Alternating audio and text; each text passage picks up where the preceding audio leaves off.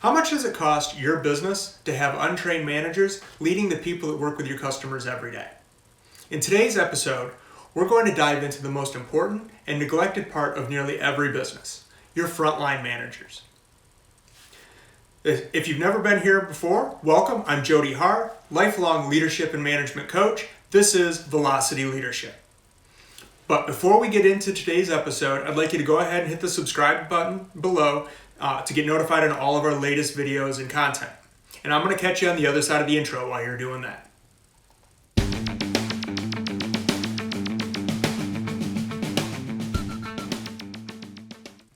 So how many organizations put people on the job and have absolutely zero training? They just hand them the keys and told, hey, you got this, you're going to do great. This happens every day across large and small businesses alike. I know this because I was one of those people, and it was about 15 years ago that I took a promotion. I moved all the way across the country to LA, and I was put in charge of a group of people I had never met. And even better, they didn't even provide me any training. They just handed me the keys and said, hey, you got this, you'll do great. The only thing I had going for me was I was really good at what the team did. But I quickly found out that this has nothing to do with building a team and driving performance. That meant I was stuck, just like many new managers, trying to figure all of this out on my own and afraid to ask for help. You say, why would you be afraid to ask for help? Well, because I thought that by taking this job, I was supposed to already know all the answers. I was afraid that by asking for help, they would see that I was weak or I was unsure, and they would see right through the fact that, hey, I didn't belong there, and why did I take this job? And this is where almost every new manager finds themselves at some point in time. They're afraid of making mistakes and asking for help. They're unwilling to make decisions. They're unclear on your expectations. They don't know who to turn to for assistance, and they have no skills for developing other people. After all, they've been focusing on just being good at whatever that thing was that they were doing. So I ask, who are your most important leaders in your company? Small or large, it doesn't matter. I would argue that it's your frontline managers. They have more impact on the customer-facing part of your organization than any senior manager, marketing director, or VP. And I don't even think the comparison's close.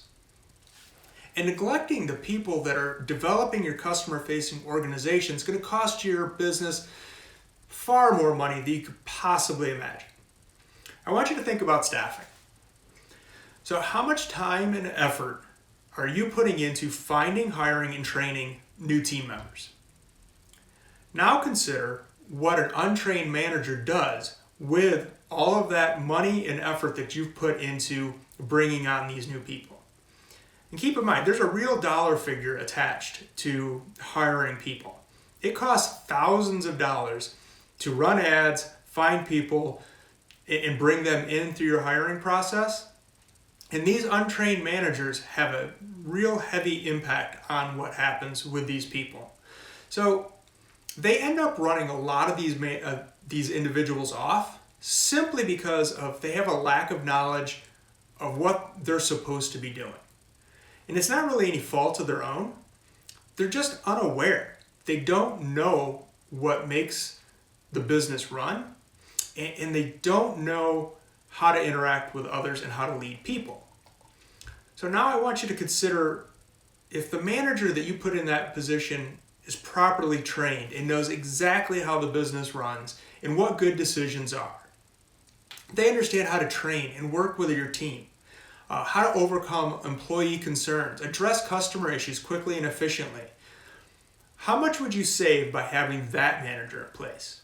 How about in hiring costs because you don't have turnover, or discounting because fewer complaints, fewer customer escalations? The time savings alone is worth it. Yet, what do? We still don't provide basic training needs to build and develop our key and most important assets. So, what are we supposed to do? Well, bottom line, we have to take these managers and provide the right tools to get them started. If you want your management team to be successful, they have to know 3 key items before they ever even get started. What are your expectations? What drives the business? And then an often overlooked item is where's their skill level when they're starting? So the first one, expectations. We cannot expect our teams to perform if they don't know where the goal line is. Giving a new manager a team without sitting down and going over how you expect them to perform is a huge mistake. One of the first discussions needs to set clear goals for that new leader in their team and what you expect them to achieve. I recommend setting some really basic expectations around simple things to start. This gives them some early wins, able to hit goals quickly, and early success leads to confidence. And then you can also sit down and show them the bigger picture goals. Where you expect them to be 60, 90, 120 days from now so that they can start looking ahead. So then number 2 is your key business drivers. So just because an employee is really, really good at the thing, whatever the thing is, sales, operations, IT, whatever it is you hired them to train and to run, doesn't mean that they understand what makes the business run. I've seen many managers make well-intended decisions that have many negative impacts simply because they weren't clear on what drives the business. And that's up to you to make sure that you set those goals and you let them know what those key business drivers are. So you should have some type of training that goes over a few key items. So explain the overarching goals of the company, not just for the company, but for their specific team and what you expect them to achieve. Ensure they're clear and they understand what you're doing, why, and they're bought into the culture that you're trying to create. And then how the business makes money. You would be shocked and surprised at how many managers don't understand the financials of the business and how your company makes money. They've just been doing the thing and that's all they've been focused on. So it's up to you to make sure that they understand the financials and their impact. So the last one is, what are their key metrics within the key business drivers? Everybody's held to certain metrics. They have to understand what those metrics are, what the behaviors behind those metrics are, and why they're important so that they understand what they're supposed to do in order to hit them.